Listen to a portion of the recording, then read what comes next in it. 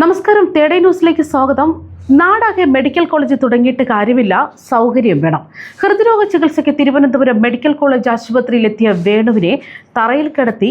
തറയിൽ എങ്ങനെയാണ് ഒരാളെ ഇങ്ങനെ കിടത്താൻ കഴിയുന്നത്? ഒരാൾക്ക് എങ്ങനെയാണ് അങ്ങനെയൊക്കെ ഒരു അവസ്ഥയിലേക്ക് പോകാൻ കഴിയുന്നത്? എങ്ങനെ ആധുനിക സംസ്കാരത്തിൽ തറയിൽ കിടത്തി ചികിത്സിക്കാനാകും? പ്രാകൃതമായ നിലവാരമാണ്. തിരുവനന്തപുരം മെഡിക്കൽ കോളേജിൽ ചികിത്സ ലഭിക്കാതെ കൊല്ലം സ്വദേശിയും ഓട്ടോ ഡ്രൈവറുമായ വേണു മരണപ്പെട്ട സംഭവത്തിൽ തിരുവനന്തപുരം മെഡിക്കൽ കോളേജ് ആശുപത്രിയുടെ അനാസ്ഥയ്ക്കെതിരെ രൂക്ഷമായി പ്രതികരിക്കുകയാണ് ഡോക്ടർ ഹാരിസ് ചിറക്കൽ. അദ്ദേഹത്തെ നമുക്കറിയാം. ഇതിനു മുമ്പും സോഷ്യൽ മീഡിയയിൽ ഏറെ വിവാദമായിട്ടുള്ള ആളാണ് അദ്ദേഹം. നാടാകെ മെഡിക്കൽ കോളേജ് തുടങ്ങിയിട്ട് കാര്യമില്ലെന്നാണ് അദ്ദേഹം പറയുന്നത്. സൂപ്പർ സ്പെഷ്യാലിറ്റി സൗകര്യങ്ങളുള്ള ആശുപത്രികൾ വേണമെന്നും അദ്ദേഹം ചൂണ്ടിക്കാട്ടുന്നു. കോന്നി മെഡിക്കൽ കോളേജ് തുടങ്ങിയെന്നും പക്ഷേ അവിടെ അടിസ്ഥാന സൗകര്യം കുറവെന്നും അദ്ദേഹം ചൂണ്ടിക്കാട്ടുന്നു.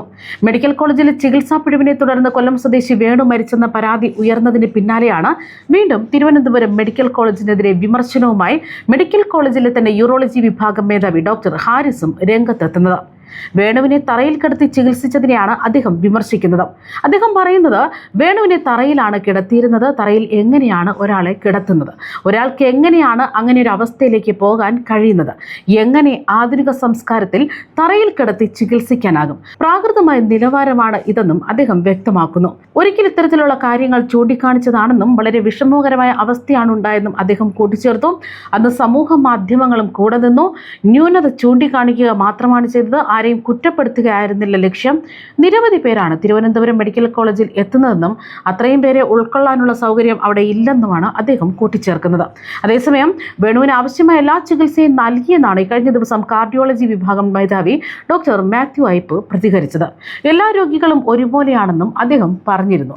ഇക്കഴിഞ്ഞ ബുധനാഴ്ച രാത്രി 8:15 വേണു തിരുവനന്തപുരം മെഡിക്കൽ കോളേജിൽ ചികിത്സയിലിരിക്കെ മരണപ്പെടുന്നത്.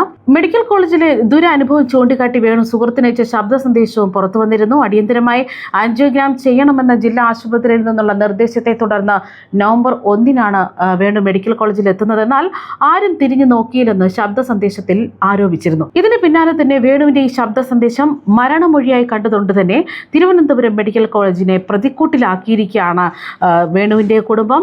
നിലവിൽ വേണുവിന്റെ കുടുംബം ആരോപിക്കുന്നതും മെഡിക്കൽ കോളേജിലെ ഗുരുതരമായ അനാസ്ഥ തന്നെയാണ് വേണുവിന്റെ ഈ മരണത്തിന് കാരണമെന്നാണ്.